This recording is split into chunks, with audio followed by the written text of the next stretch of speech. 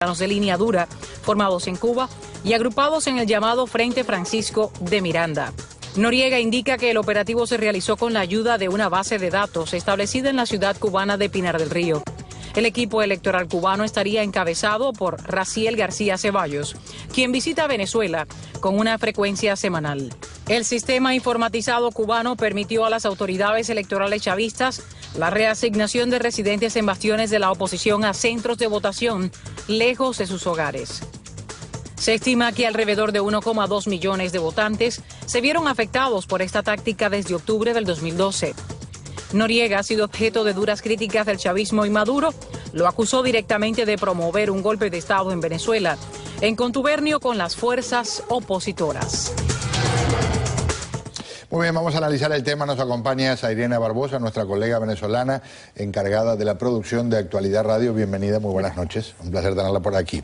El señor Huberto Mario trabajó en la Embajada de Cuba en Venezuela y conoce personalmente al señor Raciel García Ceballos. Bienvenido, señor. Buenas noches. Gracias, Pedro.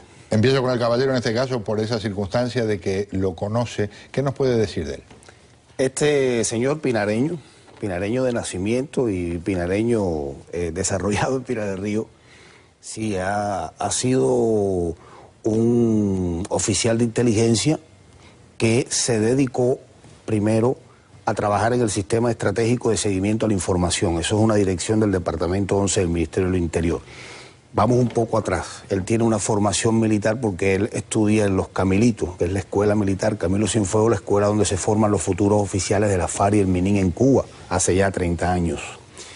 Este señor, cuando termina los Camilitos, se gradúa de ingeniero electrónico en la CUJAE, en La Habana, un instituto que se conoce en todo el país, en América Latina, y ya después viene para la empresa de componentes electrónicos de Pinar del Río, la única empresa que hay en Cuba que se dedica a ensamblar equipos electrónicos. Comienza a trabajar ahí como ingeniero y es en la segunda mitad de los 80 que es captado para los servicios de inteligencia para trabajar el seguimiento y el monitoreo a la información.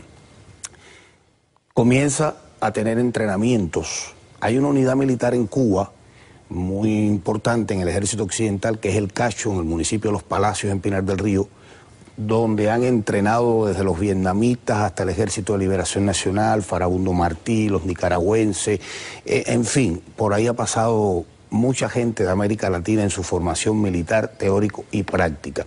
Pero ahí, por indicaciones de los rusos, cuando en los años 90, en pleno periodo especial, se desmantela la base de Lourdes, Fidel no se va a quedar sin una base para poder él seguir haciendo espionaje y contraespionaje a través de la electrónica y mucho más llegando a la internet.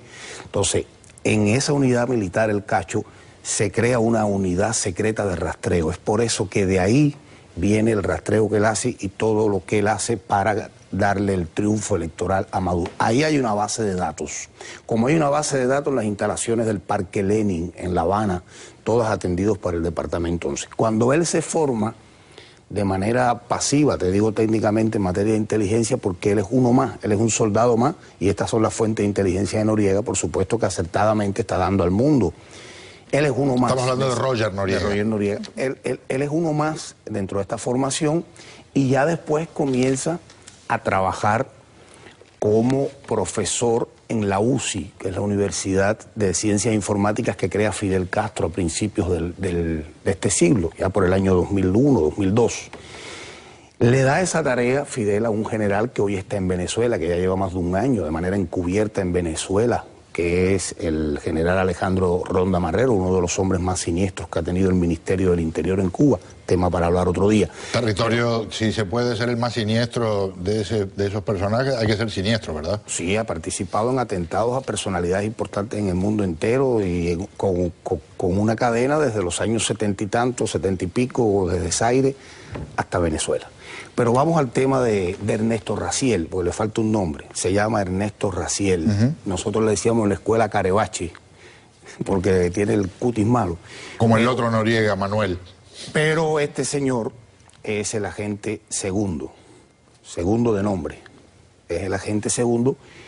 En el informe de Noriega sale que estaba visitando Venezuela ahora con mucha frecuencia. Yo me imagino, ya yo no estoy en Venezuela, yo no tengo esas fuentes de inteligencia actualmente, pero sí coincidí con él en el año 2002, después de los sucesos de abril, de cuando el difunto fue sacado del gobierno. Porque vamos a poner esto en perspectiva. No tengo tanto tiempo. Se crean las misiones, hay más de 30 misiones creadas en Venezuela. Esa es la cobertura para que la inteligencia cubana se apodere de todo el trabajo de espionaje en ese país. Él forma parte de eso. Él es de los oficiales que está en el Hotel Tamanaco. Ella sabe cuál es ese hotel, que Chávez se lo regaló a Fidel. Ahí estuvimos muchos agentes de inteligencia hasta que después fuimos para cada uno de los lugares donde íbamos a vivir y a trabajar. Él está ahí, yo coincido con él ahí. Hola, ¿qué tal? ¿Cómo estás, Ernesto? Yo lo llamo por Ernesto, porque para mí él se llama Ernesto Raciel, pero yo le digo Ernesto.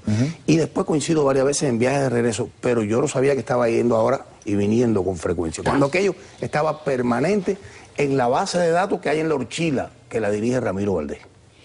¿Qué me dices, Irene? Que está... Completamente cierto lo que él dice.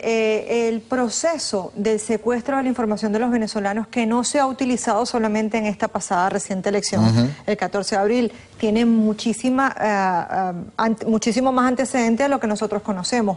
Por lo menos fue puesto en práctica de manera efectiva en las elecciones que se hicieron de la Asamblea Nacional en el 2010. Y se comenzó a partir del 2004-2005, cuando los cubanos, luego del referéndum constitucional donde resultó reelecto el presidente Chávez, tomaron los registros y notarías de todo el país de forma oficial. Quienes coordinan, trabajan y dirigen directamente todo lo que es registros y notarías en toda Venezuela, en todas las ciudades de Venezuela, son los cubanos. Ellos a partir de ahí comienzan a crear la base de datos que ellos van alimentando han ido alimentando poco a poco, y a lo largo de todas las elecciones que se ha presentado, porque acuérdate que el gobierno, el chavismo tiene 14 años, pero ha habido 19 elecciones en 14 años en Venezuela. Si eso no es un país democrático, tú me dirás, pero 19 elecciones en 14 años, ellos han tenido la oportunidad exitosa, 100% exitoso el 2010. 100% exitoso cuando el presidente Hugo Chávez el pasado 7 de octubre y 100% exitoso este 14 de abril. 250.000 votos es lo que separa. La diferencia que reconoce el CNE con Enrique Capriles. Pero una cosa importante también, cuando se habla de fraude, esto no es un fraude simplemente de hacer trampa con lo que se votó ese día. Esto es una cosa organizada de muchísimo tiempo atrás, que no se establece. Si uno ahora se pone a recontar votos, puede encontrar que en realidad sí hubo 250.000. Lo que pasa es que la trampa está hecha desde mucho tiempo atrás. Es una trampa que implica todo el proceso en conjunto, y que en el cual ellos tienen la oportunidad incluso de manejar, como todos los países latinoamericanos, los presidentes, decisiones como 2 días antes de las elecciones presidenciales voy a aumentar 30% el sueldo. Eso es parte de la trampa. Pero efectivamente sí hubo, y la diferencia pasa de los 800.000 votos a favor de Enrique Capriles, y por eso ellos están tratando de apresurar el proceso de legitimización de Maduro a nivel internacional, aun cuando no va a funcionar de nada. El señor Huberto Mario está que se sale de la ropa por decirnos algo. No, porque es importante. Dijimos ya, yo dije en este canal, exclusiva en este canal, y ahora este informe de Noriega coincide mucho, porque además yo tuve la experiencia de participar de eso. Nosotros congelamos el voto de los que se abstuvieron, de los que no iban a votar. ¿Nosotros? ¿Quiénes somos nosotros? El equipo de seguimiento estratégico a la información y el trabajo político en Venezuela. Eso estaba a cargo del que era embajador de Cuba en Venezuela, Germán Sánchez Otero. Sí, claro. Ese voto, Pedro, se congela técnicamente para las computadoras. Yo no soy un especialista en computación, pero ¿qué hacíamos? Hacíamos un censo en todo el país con un equipo de más de 200 personas para saber que Pedro Sepsek no iba a votar, que no le interesaba votar. Entonces yo agarraba la cédula de Pedro Sepsek y congelaba esos datos entre la elección de Manuel Rosales contra Hugo Chávez y esta de octubre. ¿Qué pasaba? Que yo tenía 1.000.000 o 900.000 venezolanos, y eso iba a este fraude que este señor con su equipo, porque aparecen los datos, pero hay muchos más cubanos. Vamos a tener que hacer otro capítulo porque está demasiado sabroso. Y ahí sacábamos esto. Y eso, el que está diciendo, quien coordinaba todo esto de forma,